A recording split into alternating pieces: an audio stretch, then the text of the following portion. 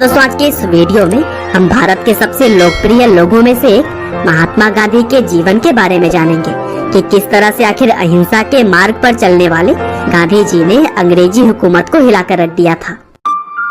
तो दोस्तों इस कहानी की शुरुआत होती है 2 अक्टूबर 1869 से, जब गुजरात के पोरबंदर शहर में महात्मा गांधी जी का जन्म हुआ। उनके पिता का नाम करमचंद गांधी और माँ का नाम पुतलीबाई था।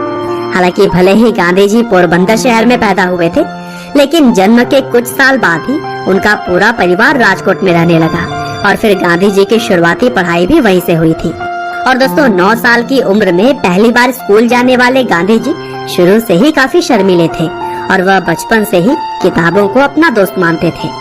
और फिर आगे चलकर महज 13 साल की उम्र में ही उनकी शादी उनसे 1 साल बड़ी लड़की कस्तूरबा से हो गई। दरअसल भारत में उस समय शादियां काफी छोटी उम्र में ही हो जाया करती थी। हालांकि आगे चलकर जब गांधी जी करीब 15 साल के थे तब उनके पिता का निधन हो गया और फिर पिता के निधन के 1 साल बाद ही गांधी जी की पहली संतान भी हुई। लेकिन दुर्भाग्य से जन्म के कुछ समय बाद ही बच्चे की मृत्यु हो गई थी और इस तरह से गांधी जी के ऊपर मानो दुखों का पहाड़ टूट पड़ा हो। हालांकि इन कठिन परिस्थितियों में भी गांधी जी ने खुद को संभाला और फिर 1887 में अहमदाबाद से उन्होंने हाई स्कूल की पढ़ाई पूरी की और फिर आगे चलकर कॉलेज की पढ़ाई करने के बाद से गांधी जी ने लंदन जाकर लॉ की पढ़ाई की। हालांकि 1888 में गांधी जी दूसरी बार पिता बने और इसी वजह से उनकी मां नहीं चाहती थी कि वह अपने परिवार को छोड़कर कहीं दूर जाएं। लेकिन कैसे भी करके उन्होंने अपनी मां को मनाया और फिर 4 सितंबर 1888 को लंदन पढ़ाई के लिए वह चले गए और फिर 1891 में पढ़ाई पूरी करके वो अपने वतन भारत वापस आ गए। हालांकि विदेश में पढ़ाई करने के बावजूद भी भारत आने पर उन्हें नौकरी के लिए काफी भागा दौड़ी करनी पड़ी और फिर 1893 में दादा अब्दुल्ला एंड कंपनी नाम के एक भारतीय कंपनी में उन्हें नौकरी मिली। हालांकि इस नौकरी के लिए उन्हें साउथ अफ्रीका जाना पड़ा था। और दोस्तों साउथ अफ्रीका में बिताए गए साल गांधी जी के जीवन के सबसे कठिन समय में से एक था, क्योंकि वहाँ पर उन्हें भेदभाव का काफी सामना करना पड़ा। हालांकि इन्हीं भेदभाव ने ही उन्हें इतना सक्षम बना दिया कि वह लड़ने के लिए पूरी तरह से तैयार रहते थे।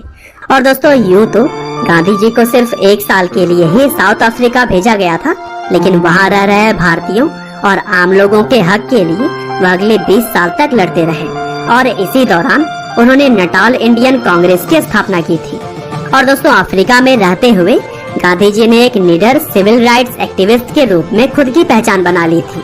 और फिर गोपाल कृष्ण गोखले, जो कि इंडियन नेशनल कांग्रेस के एक सीनियर लीडर थे, उन्होंने गांधी जी से भारत वापस आकर अपने देश को आजाद करवाने के लिए लोगों की मदद करने की बात कही। और फिर इस तरह से 1915 में गांधी जी भारत वापस आ गए और फिर यहाँ आकर उन्होंने इंडियन नेशनल कांग्रेस ज्वाइन करके भारत की आजादी में अपना सहयोग शुरू कर दिया।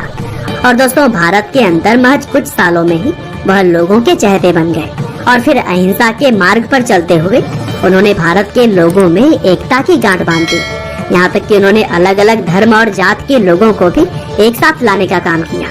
और दोस्तों 1922 में गांधी जी ने असहयोग आंदोलन चलाया, जिसके तहत अंग्रेजी चीजों का इस्तेमाल भारतीय लोगों ने लगभग बंद ही कर दिया था। और फिर जब यह आंदोलन काफी सफल साबित हो रहा था तब महात्मा गांधी को 1922 में 2 सालों के लिए जेल भेज दिया गया। हालांकि गांधी जी के जेल जाने पर लोगों के अंदर और भी गुस्सा आ गया, जिसकी वजह से पूरा भारत अब एक होने लगा था। और फिर इसी कड़ी में ही मार्च 1930 में दांडी यात्रा को भी अंजाम दिया गया, जिसमें कि 60,000 लोगों की गिरफ्तारी हुई। और फिर इसी तरह से ही आगे भी गांधी जी के नेतृत्व में क्विट इंडिया मूवमेंट की तरह ही कई और भी आंदोलनों को अंजाम दिया जाता रहा और इस दौरान गांधी जी की बहुत बार गिरफ्तारी भी हुई। लेकिन दोस्तों महात्मा गांधी के द्वारा लगाई गई चिंगारी अब लोगों के भीतर आग बनकर जलने लगी थी और यही वजह थी कि गांधी जी के साथ साथ बाकी क्रांतिकारियों ने मिलकर 1947 में देश को आजाद कराने में अहम रोल अदा किया। और फिर 15 अगस्त 1947 को हमारा भारत देश आजाद हो गया। हालांकि अभी देश के अंदर आजादी का जश्न चल ही रहा था, तभी 30 जनवरी 1948 को नाथूराम गोडसे ने गांधी जी की गोली मारकर हत्या कर दी। और फिर इस घटना ने न सिर्फ देश में बल्कि पूरी दुनिया में ही शोक फैला दिया। हालांकि 15 नवंबर 1949 को गांधी जी के हत्यारे नाथूराम को फांसी दे दी गई थी। बहरहाल दोस्तों अंत में बस मैं यही कहना चाहता हूँ कि जब तक गांधी जी जीवित रहे तब तक अहिंसा को ही हर चीज का जवाब मानते रहे और इसी सिद्धांत के दम पर ही उन्होंने अपनी पहचान बनाई थी। हालांकि भले ही वो अब हमारे बीच नहीं है, लेकिन उनकी सीख और उनके सिद्धांत आज भी पूरी दुनिया मानती है। उम्मीद करते हैं कि गांधी जी की यह बायोग्राफी आपको जरूर ही पसंद आई होगी।